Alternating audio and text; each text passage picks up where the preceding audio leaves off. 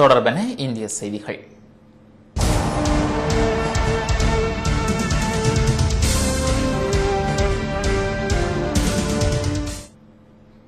கடந்த 13ஆம் தேதி மும்பையில் 3 இடங்களில் நடந்த குண்டுவெடிப்புகளில் படுகாயமுற்று சிகிச்சை பெற்று வந்த 42 வயதான நபர் ஒருவர் இன்று காலை மருத்துவமனையில் உயிரிழந்தார்.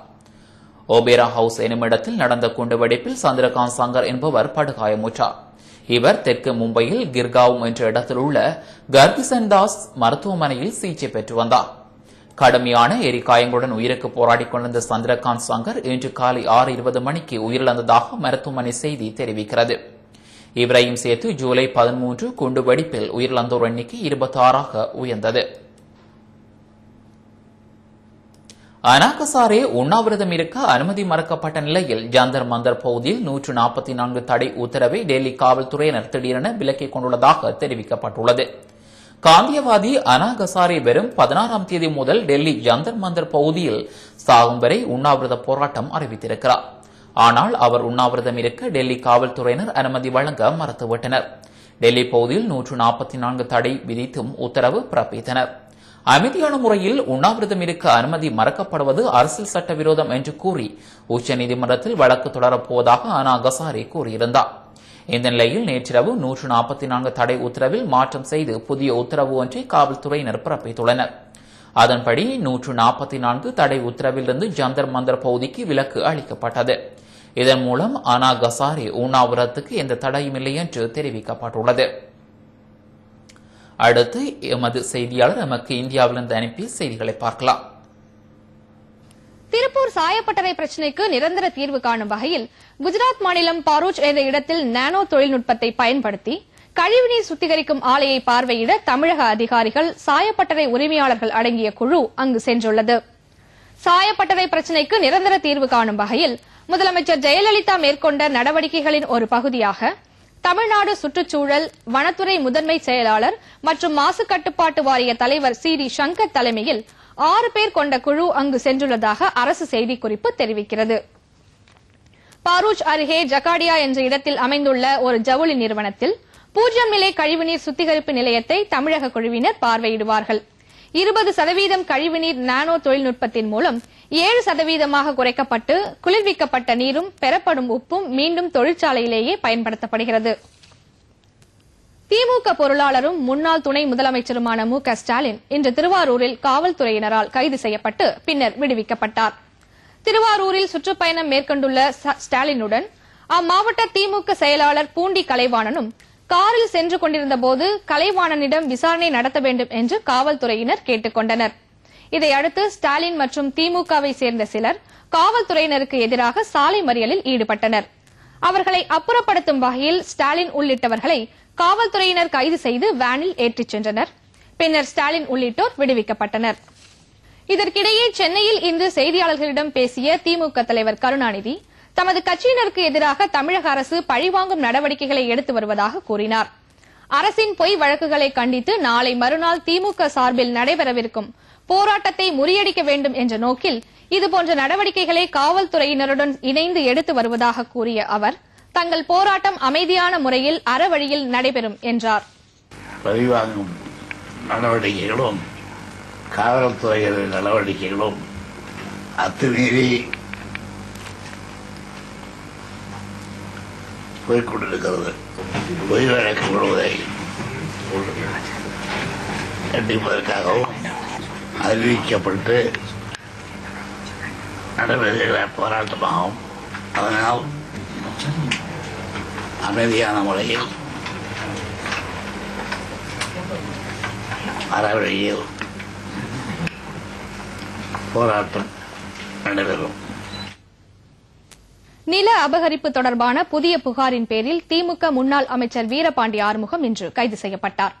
இதே புகார் தொடர்பாக நிபந்தனை ஜாமீன் பெற்றிருந்த அவர் இன்று சேலம் நகர குற்றப்பிரிவு காவல்துறை அலுவலகத்திற்கு கையெழுத்திட வந்தபோது நிலவாரப்பட்டியைச் சேர்ந்த பாலமோகன்ராஜ் என்பவர் அளித்த இப்புகாரின் பேரில் அவர் கைது செய்யப்பட்டதாக எமது சேலம் செய்தியாளர் தெரிவித்தார். வீரபாண்டி ஆறுமுகத்திற்கு எதிராக ஏற்கனவே பதிவு செய்யப்பட்ட 2 நில அபகரிப்பு தொடர்பான வழக்கில் சென்னை உயர்நீதிமன்றம் அவருக்கு நிபந்தனையுடன் கூடிய முன்ஜாமீன் வழங்கியிருந்தது.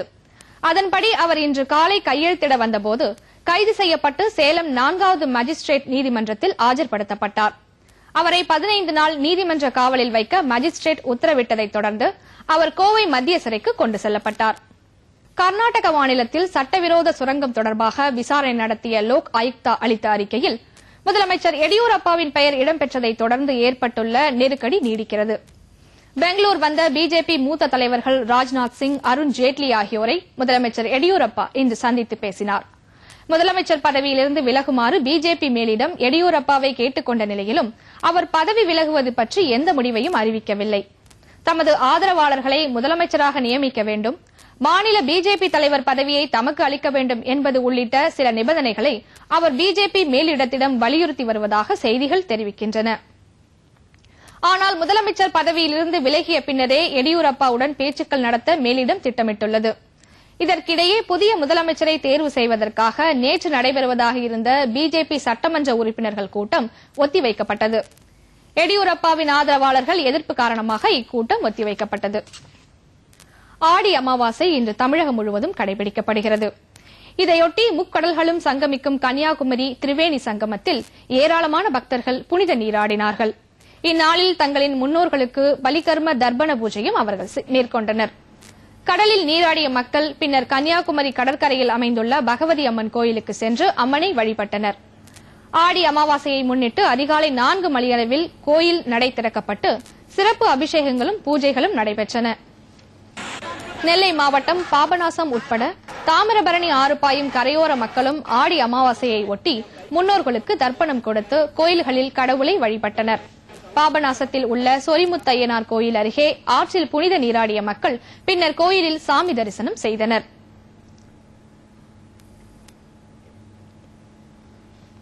தீர்த்த யாத்திரை தலமான ராமேஸ்வரம் கடற்கரையிலும் ஆயிரக்கணக்கானோர் இன்று கடலில் புனித நீராடி முன்னோர்களுக்கு தர்ப்பணம் செய்தனர்.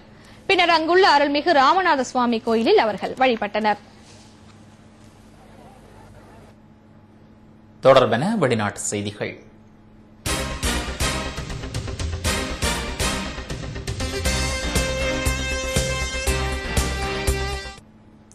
பாகிஸ்தானில் உள்ள குவெட்டா நகரில் சியா முஸ்லீம் பிரிவை சேர்ந்த 11 பேரை அடையாளம் தெரியாத நபர்கள் சிலர் துப்பாக்கியால் சுட்டுக் கொன்றதால் அங்கு பரபரப்பு ஏற்பட்டுள்ளது.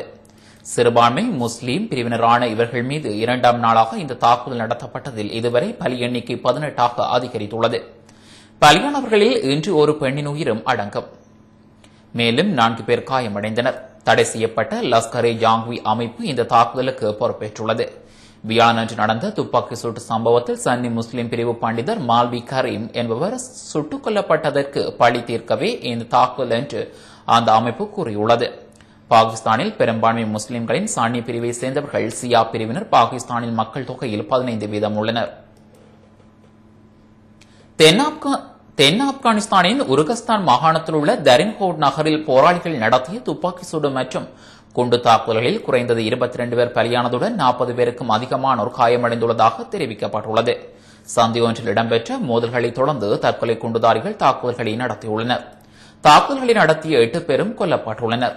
தாமே இத்தாக்குதலை நடத்தியதாக தாலிபான் போராளிகள் உரிமை கோரியுள்ளனர். இந்த தற்கொலை குண்டு தாக்குதல்களில் 2 தாக்குதல்கள் ஆப்கான் ஆளுநர் அலுவலகத்திற்கு அருகிலும் உள்ளூர் ராணுவ கட்டளை தளபதிக்கு சொந்தமான பாதுகாப்பு நிறுவன அலுவலகத்திற்கு அருகிலும் இடம்பெற்றுள்ளன. 3வது தற்கொலை குண்டு தாக்குதல் எங்கு நடைபெற்றது என்ற விவரம் வெளியிடப்படவில்லை. பிரதான சந்தைக்கு அருகிலும் உள்ளூர் வானொலி மற்றும் தொலைக்காட்சி நிலையம் அமைந்துள்ள கட்டிடத்துக்கு அருகிலும் இயந்திர துப்பாக்கிகள், கைக்குண்டுகள் என்பவற்றை பயன்படுத்தி தாக்குதல்கள் நடத்தப்பட்டுள்ளன. சந்தை பகுதி மீது 4 புறமிருந்தும் தாக்குதல்கள் நடத்தப்பட்டுள்ளதாக கூறப்படுகின்றது. பலியானவர்களில் அநேகர் பொதுமக்கள் ஆவர். வானொலி மற்றும் தொலைக்காட்சி நிலையத்தின் மீது மேற்கொள்ளப்பட்ட தாக்குதலில் பலர் கொல்லப்பட்டுள்ளனர். அவ்வாறு கொல்லப்பட்டவர்களில் பிபிசி வானொலி சேவையின் ஊடகவியலாளர் அகமட் ஒமட் கபுல்பாவுக்கும் ஒருவராவார். இந்த சம்பவத்தில் 2 படைவீரர்கள் பலியாகியுள்ளனர். ஆனால் அலுவலகங்கள் இருந்த அரசாங்க ஊழியர்கள் எதுவித பாதிப்புமின்றி உயிர் தப்பியுள்ளதாக தெரிவிக்கப்பட்டுள்ளது. பாலியல் புகாரில் சிக்கியுள்ள முன்னாள் சர்வதேச நிதியத்தின் தலைவர் ஸ்டிராஸ்கான் மீது முன்னாள் காதலி மேரி விக்டோரின் பாலியல் குற்றச்சாட்டு சுமத்தியுள்ளார்.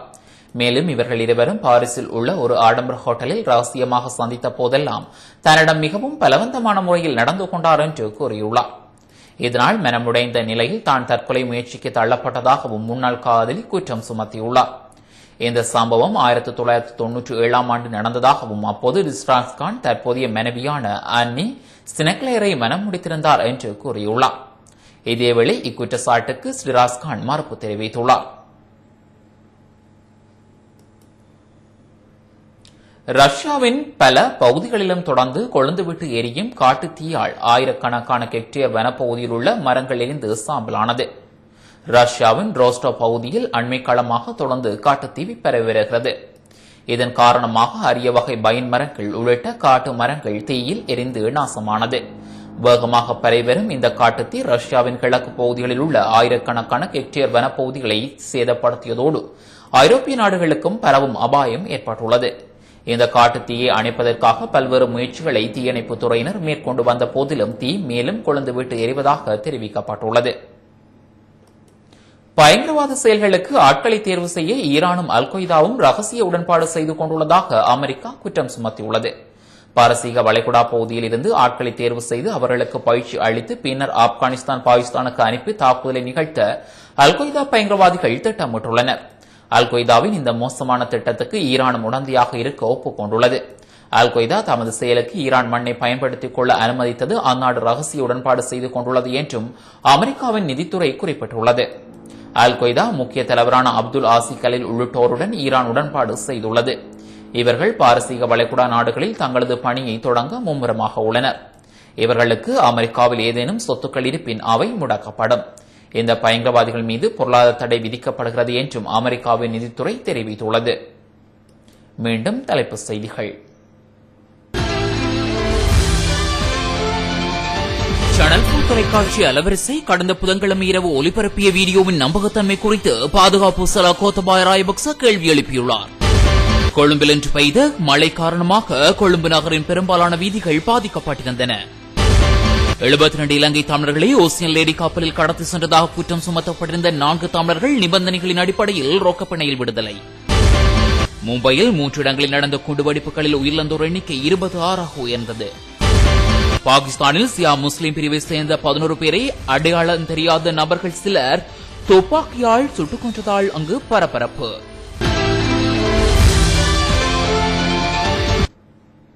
இத்துடன் டான் தமிழொலியின் இந்த பிரதான செய்தி அறிக்கை நிறைவு பெறுகின்றது. தொடர்ந்தும் எமது நிகழ்ச்சிகளுடன் இணைந்திருங்கள். வணக்கம்.